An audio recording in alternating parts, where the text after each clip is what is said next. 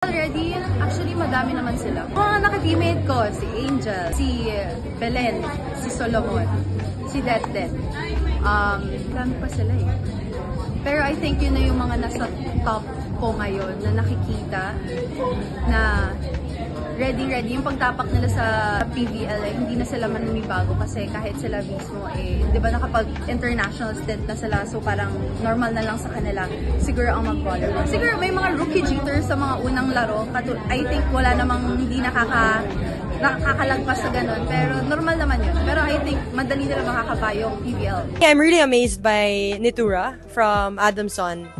High school pa lang, I saw the way she was playing and I knew like, oh, this girl is gonna be really good. And I think everyone can see how great her performance was in her first game pa lang.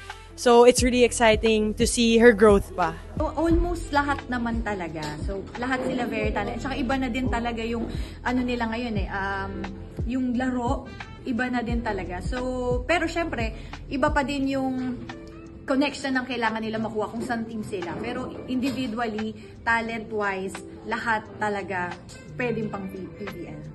Siguro yung mga graduating players, I hope, like yung mga players ni Coach Sherwin sa NU, nakakalaban kasi namin sila minsan sa tune-up.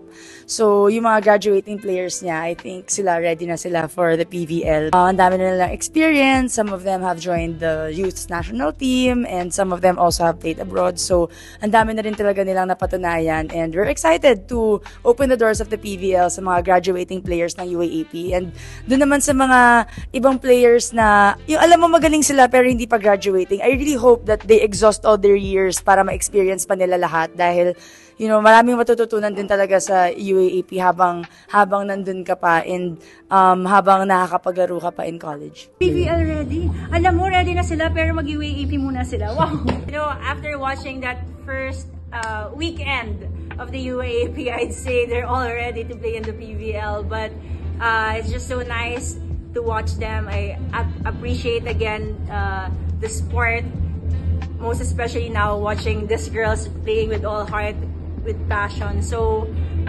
I'd say they're all pretty ready to be here in the professional league. But I hope you take time and really find yourself in the UAAP.